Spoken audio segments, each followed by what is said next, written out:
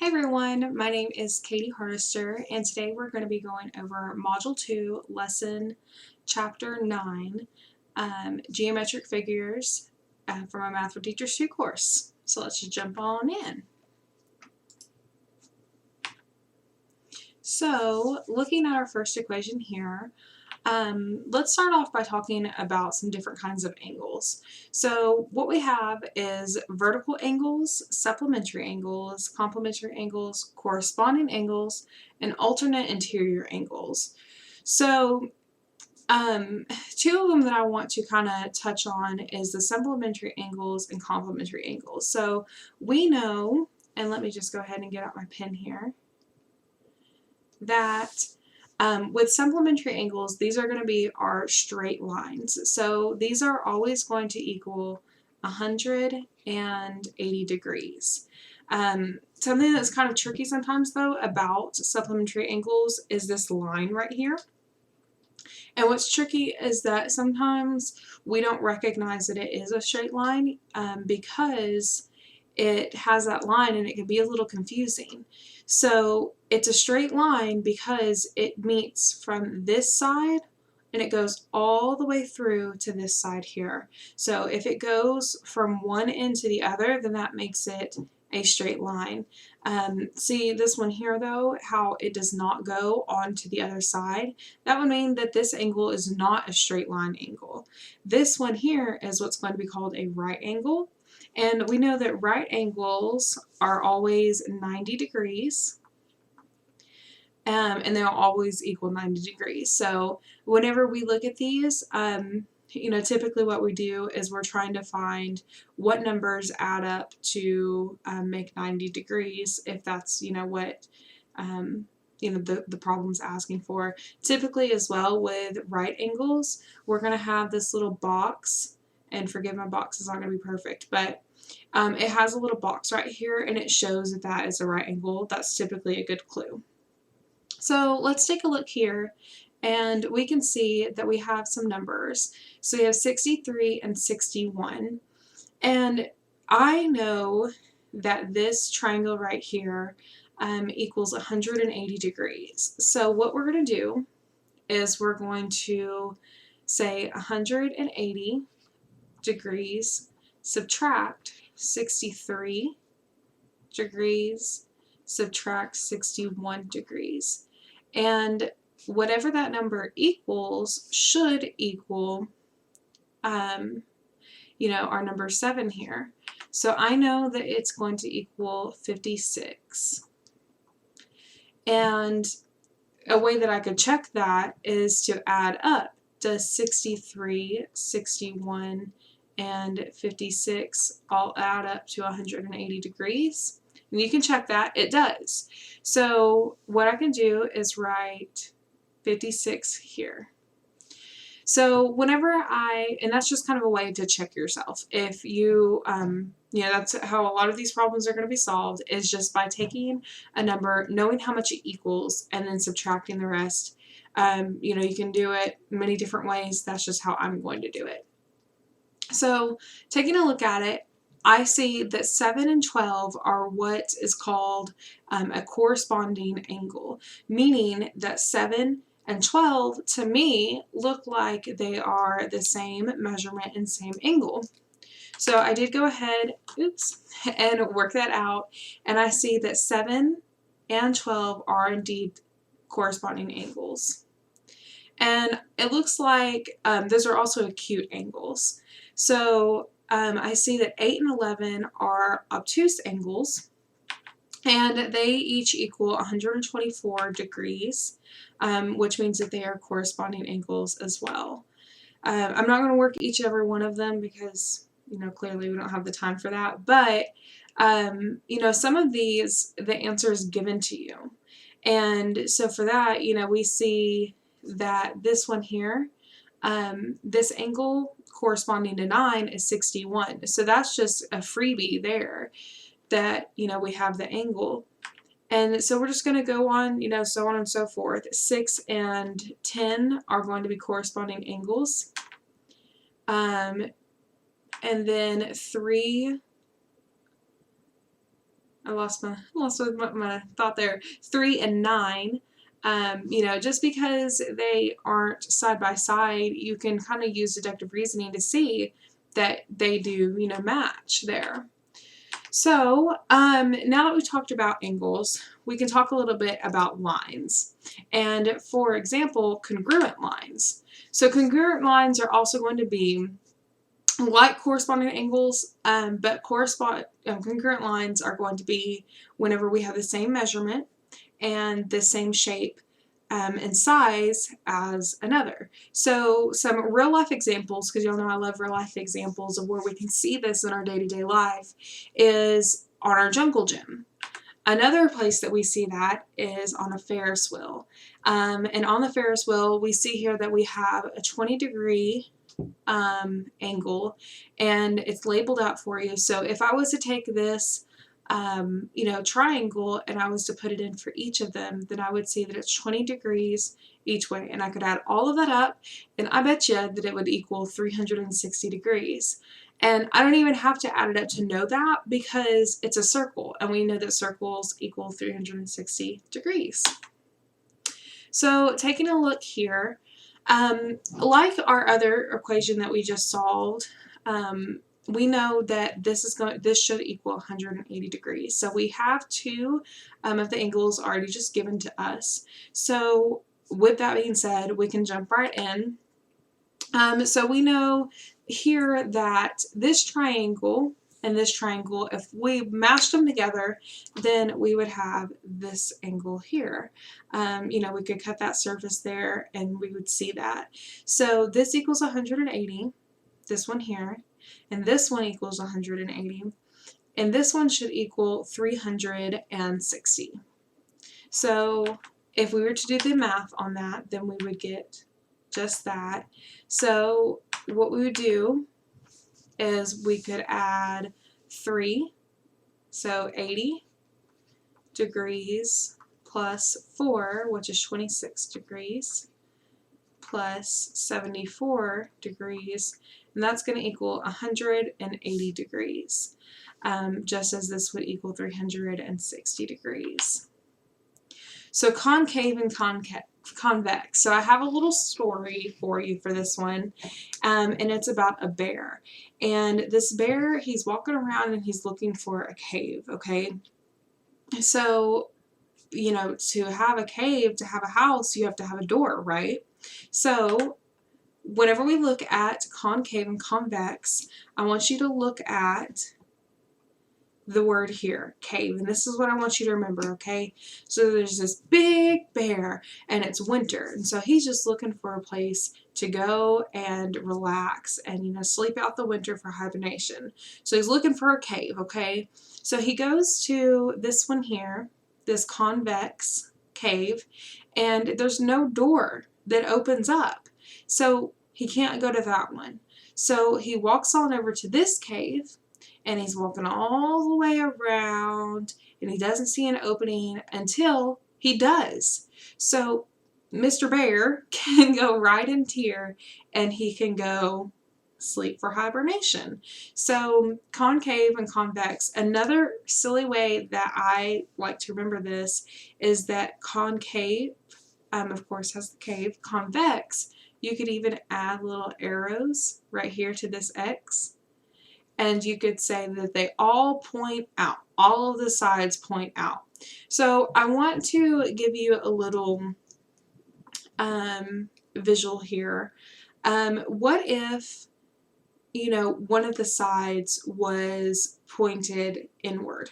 Does that make it concave or convex? You know, if one of the sides, if 2 of the sides, 3 of the sides are pointing inward, then it's going to be concave. Even though you see here how these other ones are pointing out, it's still concave. Okay? So we're going to demonstrate how to find the measurements of the angles in this concave polygon. So polygon is a shape. It's a fancy word for shape. And what we're going to do here, I just want to kind of look at it for you for a minute with you. And I want to show that this is a real funky shape. Okay? And at first, to me, I'm like, I don't know if it's concave or convex. So do you know? is it concave or convex? This would be a concave polygon because Mr. Bear can walk all the way around and he can enter here. He cannot enter here, but he can enter here. So even funky shapes like this one, it would still be considered concave because Mr. Bear can enter at least one time. And as long as he can enter one time, that means yes, he can sleep there, and yes, it's concave. Okay? So it's a silly way to think of it, but hey, if it works, it works. So taking a look here. So in what we're going to do is we're going to find the degree, the measurement of this polygon. So what we're going to do is we're going to use the formula, open parentheses, n minus 2, close parentheses, times 180 degrees. What the heck is n? We don't know. So n is going to be the number of sides. So what we're going to do, and this is what I do whenever I have, problems, is I just write 1, 2, 3, 4, 5, 6, 7, and 8. So there are 8 sides to this polygon. So we can write 8 there. So look at that, we were right. So 8 minus 2 is 6 times 180 degrees equals. So what we're going to do is we're going to add all of those up, and we're going to get 54. So this is, oh, excuse me, I didn't even put this there. It's 1080 degrees. 6 times 180. So we add all of them up, and they equal 54y. I'm getting ahead of myself. So what we're going to do now is we're going to divide. We're trying to get y, of course, by itself. So what we do is we divide by 54, divide by 54, and that's going to give us y equals 20. So you might say, Miss Katie, I'm done. But we're not done yet. What we have to do is we have to say, you see how it says 12y? It says 3y and 7y. So what we had to do is we have our y now. So we still have 3 more problems to do. And the problems that we have to do are 3 times 20 equals, and we have 7 times, woo, that is supposed to be a 2, 20 equals, and we have 12 times 20 equals. And so what we would find is that 3 times 20 is 60. So we know that each of these, we have 3 of them. So this is going to be 60 degrees. And we know that 7 times 20 is 140 degrees. So we could write 140 by each of them. And then 12 times 20 is 240 degrees. So we could write that as well there. And then that's how we solve that equation. So our next question is to demonstrate how to find the measurements of the interior, exterior, and central angles. So first of all, what we need to do is find out where are these angles, or where are how do we label it? So first of all, the one that catches my eye is central. The one in the middle, right? Central, we have a central avenue. It goes right down the middle. Most towns have a central. We just know that central, it's the middle. It's the middle of everything. So I would say that this one right here, I'm sorry, I started on my PowerPoint. I labeled them differently in the order that I'm explaining them. But so central is going to be right in the middle. We'll just go ahead and click them up there. No problem. We'll roll with it. So central is going to be right in the middle. So then I think, and we can cross that off because we know. I like to cross things off when we're done with them because it eliminates, our options. So then whenever I think of interior, I think of inside the house, inside the car, the interior, inside. And it even gives you a little hint in the word because it says in. It wants the inside. And then exterior, and we can again cross that off. So we could just guess. We could guess, we have 3 options. We've guessed 2 of them. We know they're right. So we know that, exterior would be the outside. But, so whenever I think of interior and exterior, I think the interior of my house and then the exterior of my house. So that's kind of my thought process on picking which one goes where. But how do we find the measurements of this? So we have a formula again. And like the other one, it's n minus 2 times 180 degrees is how we're going to find the degree of this shape. So again, what we have to do is we have to count. 1, 2, 3, 4, 5, 6, 7, 8, and 9. So n equals 9. So 9 minus 2 times 180 is 1,260. So the interior of this shape is going to be 140, and that's going to be for each angle. So each of these angles here is going to be 140, here and here and here and here and here. And here's the formula to find that, okay? The central right in the middle is a 40-degree angle, and that is how we find that as well. And then the exterior, and that's how we solve that. So moving on to our tetrahedron. So a tetrahedron, I see that this is actually going to be a shape that is folded out, okay? So for these next equations, we're going to think origami, okay? And so for the origami, we have this all flattened out, flat. So if we took, and we have the middle here, is going to be our base, and we folded it up and actually did, this one's a square. These pictures don't go together, but that's okay. So we have our base, okay? So let's look at this one here because it's going to be more relevant to our next slide. But, so our base is going to be a square, okay? And if I laid this square, if I took this shape down, then it would be like this one, but it should be a square. That's okay though. But we'll just draw a new one here. So we should have a square as our base, and then we have a triangle, and a triangle.